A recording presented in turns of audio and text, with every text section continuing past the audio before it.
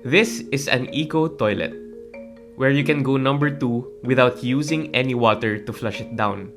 But aside from that, there's actually a lot more things you can expect from an eco camp, like the beautiful views, the thriving wildlife, and the amazing and passionate people that you will meet.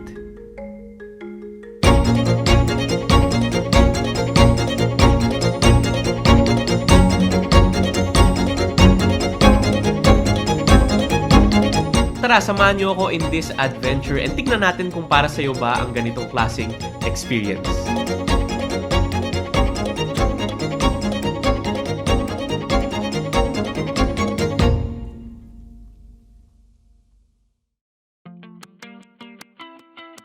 So Danjugan Island is located in the western tip of Negros. It's a 3 to 4 hour drive from Bacolod City. And this is not a resort. This is actually a sanctuary for wildlife and biodiversity and kept safe by the Philippine Reef and Rainforest Conservation Foundation. Tama ba yun? Tama. So with a partnership with Eco Exploration, I found an ad online that showcased a 3-day marine and wildlife camp. So at that point, I did not know what to expect. You know, eco camp, eco plus camp. Ano kaya yun? Pangbata ba yun? Masaya ba yun? But anyway, I took the leap and this is what I found out. So ano nga ba yung ecotourism? Basically, ecotourism is going to a place of nature without destroying the environment, and you have to keep in mind the well-being of the locals, and usually may educational aspect rin siya. At Eco Exploration, we aim to bring people closer to nature, so together we can take part in its conservation in a fun and immersive way. So it's not your typical go-to beach, hindi siya party-party, drink beer by the sunset. It's more of a first day of school with classmates you've never met before, going to an unfamiliar place. But instead of the 4 corners of your classroom, you have the whole island as your playground.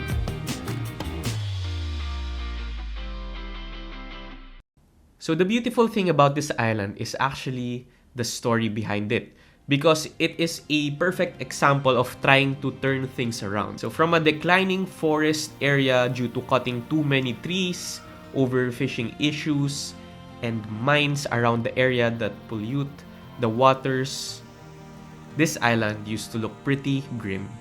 But that is no longer the Danjugan that we know today. Now this island is brimming with life and biodiversity.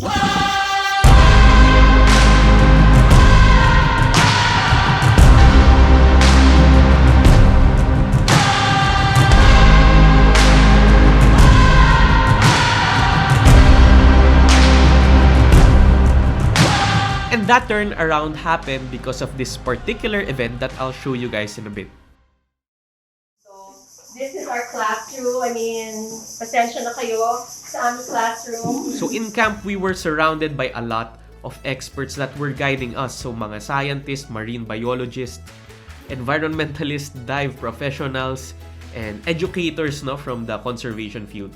Because we want to, preserve this nature, preserve these organisms and marine ecosystems. So I'm for campaigning that other people also protect the ocean through different means like establishing marine protected areas, reducing our waste like plastics, or helping communities or improving fisheries management.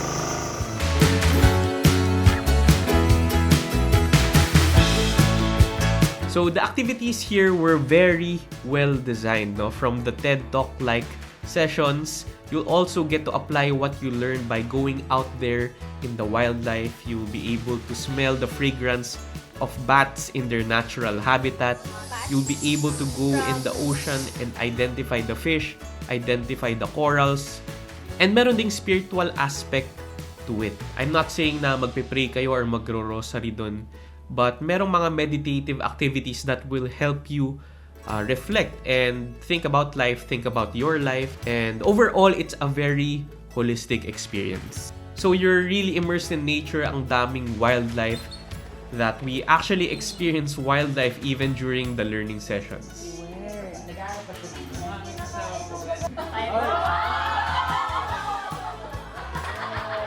So, medyo feeling mo na nasa National Geographic film ka, but you also understand that you are part of something very important.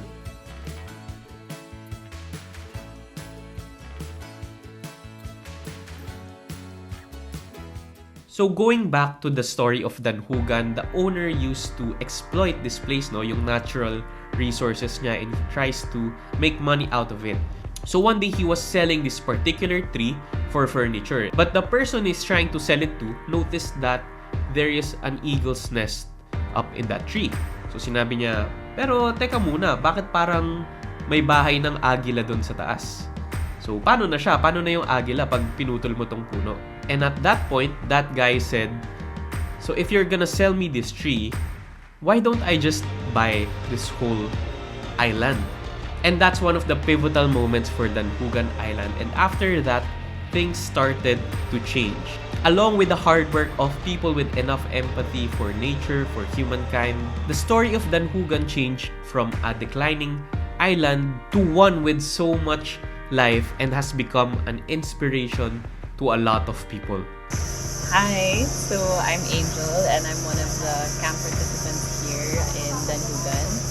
And my favorite part of the trip was definitely the connections I made here, the people, and just sharing a common goal towards helping the environment. It was so great to meet like-minded people on the trip. So that was my favorite part. I'm a trustee here at the Philippine Reef and Rainforest Conservation Foundation, and we are in Danjugan Island, my happy place. And my favorite thing about Danjugan is that no matter how many times I come here, Danjugan always shows me something new. I'm always experiencing something new and something exciting. And so I hope you guys can come and visit one day.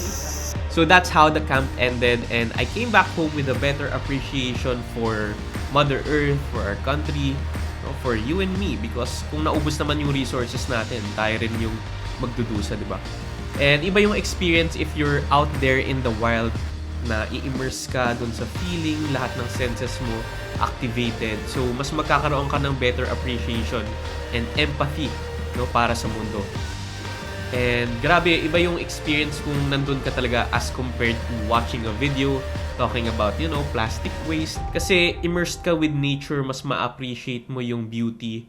And something that we should strive to protect for ourselves and for the next generation to come.